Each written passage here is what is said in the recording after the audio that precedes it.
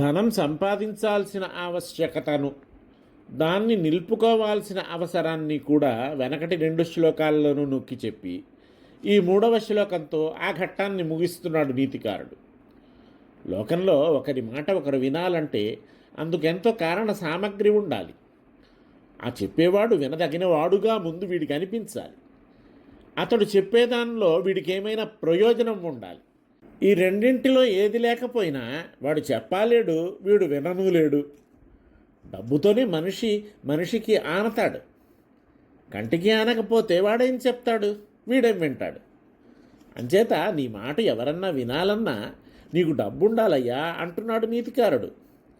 హేతు ప్రమాణయుక్తం వాక్యం న శ్రూయతే దరిద్రస్య అప్యస్పష్టం వాక్యం అనర్థం పూజ్యం సమృద్ధస్య.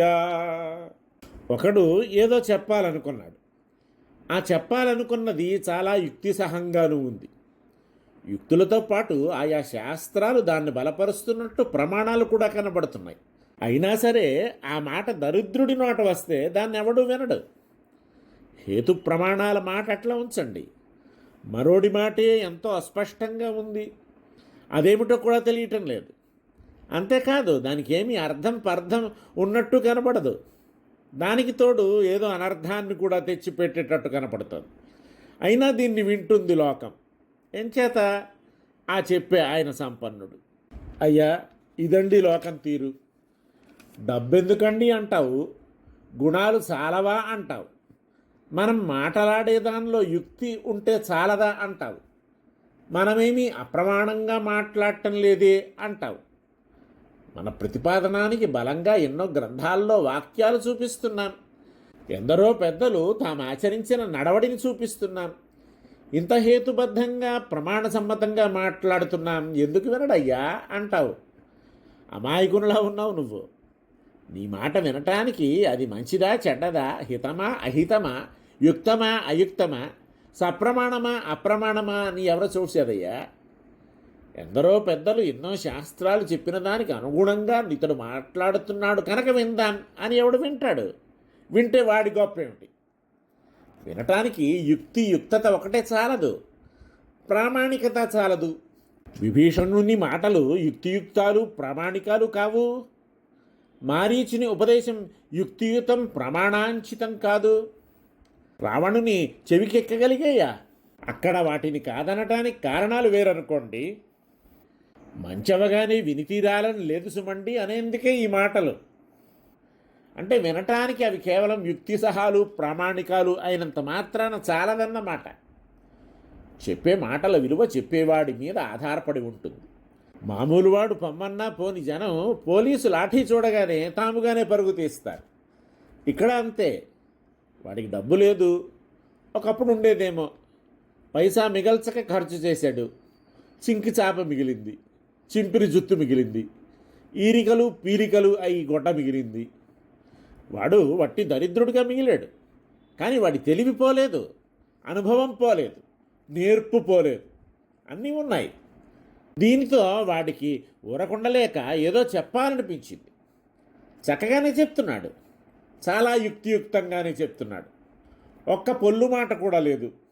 ఎంతో నిదానంగా చెప్తున్నాడు, ఆచితూచి మరీ చెప్తున్నాడు. వినేవారంతా తలలు ఊపగలిగేటట్టు చెప్తున్నాడు. అంతేనా?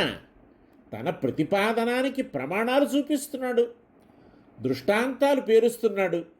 ఇదిగో ధర్మశాస్త్రం, తదనుగుణంగానే నేను ఈ విషయాన్ని ప్రతిపాదిస్తున్నాను, అంగీకరించండి అంటున్నాడు. సరే చెప్తున్నాడు, మరి యువతలవాడు వింటున్నాడా? ఎక్కడ వింటున్నాడు? ఎందుకు వింటాడు? ఏం బాగాలేదా? అవాకులు చెవాకులు పేలుతున్నాడా? అబ్బే అదేం లేదు, బాగానే మాట్లాడుతున్నాడు అనుకో ఏమిటి? ఎందుకు వినటం లేదు? యుక్తియుక్తంగా లేకపోయినా సప్రమాణంగా లేకపోయినా వినకపోవచ్చును. మరి వీని మాటలు యుక్తి సహాలే, సప్రమాణాలే. కానీ వాడు వట్టి దరిద్రుడయ్యా. బాగానే సంపాదించాడు, కానీ అంతా చక్కబెట్టేశాడు. ఇక వాడు చెప్పేదేమి, మనం వినేదేమి. దరిద్రులు అనగానే ఎలిదం ఏర్పడుతుంది. వాడిని చూడటానికి, వాడి మాటలు వినటానికి మనసొప్పదు. దరిద్రుడనగానే వీడి ఒంటిన తేళ్ళు జెర్రులు పాకినట్టు అనిపిస్తుంది. స్వీకరించటం మానటం తర్వాత విషయం. ముందు విను. చిచి, దరిద్రుని మాటలు వినటమా అని కొందరు దరిద్రులకు దూరంగా నిలబడతారు. అదే డబ్బు ఉందనుకోండి, వాడు మన దగ్గరకు రానక్కర్లేదు, మనమే పోయి వెతుక్కుంటూ వింటాం. ఆ ధనికుని మాటలు ఎట్లా ఉంటాయనుకున్నారు? చాలా అస్పష్టాలు, వైషద్యం సుతరాము ఉండదు. ఏదో మాట్లాడుతున్నాడు పాపం, చాలాసేపటి నుంచి ఏదో చెప్పాలనుకుని కంఠశోష పడుతున్నాడే తప్ప ఏం చెబుతున్నాడో వినేవాడికి చిక్కటం లేదు, అంతుపట్టడం లేదు, ఒక్క ముక్క తెలియటం లేదు. ముందు మాటకు వెనక మాటకు సంబంధం ఏమిటో తెలియటం లేదు. ఆ మాటలు ఎందుకు మాట్లాడుతున్నాడో తెలియటం లేదు. వాటిలో హేతుబద్ధత కానరావటం లేదు, ప్రమాణాంచితాలుగాను కానరావటం లేదు. అయినా అర్థమైనట్టు తలలూపి మరీ వింటున్నాం. మాటలు తెలిసి కాదు, వాటి యందు ప్రీతి కలిగి కాదు. మరి ఆ చెప్పేవాడు కోటికి పడగెత్తినవాడు. ఆయన వల్ల ఎన్నో ప్రయోజనాలున్నాయి. ఆయన మాటలు వింటే ఆయనకు ఆనందం. అదిగో అదే మనకు కావాల్సింది. అంచేతే అస్పష్టంగా వింటున్నా. అంతేనా? ఆ మాటలు అర్థం పర్థం లేనివి. అవి వింటే మళ్ళీ నువ్వంటే ఎవరైనా నవ్విపోయేవిని. ఈ అస్పష్టత నెరిగి, అనర్థాన్ని నెరిగి ఏదో ప్రయోజనం కోసం ఆ డబ్బున్న వాడి మాటలు వింటారు జనం. తమ ఎదకెక్కటం లేదు, అసలు అదేమిటో తెలియటం లేదు. అయినా కలవాడి నోట వచ్చిన మాటలు జనం వింటారు. అంచేత జనానికి నువ్వేం చెప్పాలనుకున్నా ముందు బాగా ధనం సంపాదించు. యస్యార్థాస్తస్య మిత్రాణి యస్యార్థాస్తస్య బాంధవాః యస్యార్థస్స కులీన స్యాత్ యస్యార్థస్స చ పండితః. డబ్బంటూ నీ దరి చేరితే అందరూ బారులు తీరి నీ ముందు నిలుచుంటారు. నువ్వు చెప్పేది చెవులు రిక్కించుకు వింటారు. నువ్వేమైనా చెప్పు. అంచేత ధనం తప్పక సాధించాల్సిందే, తప్పక దాన్ని నిలుపుకోవాల్సింది కూడా. డబ్బు లేనివాడు ఎందుకు కొరగానివాడు.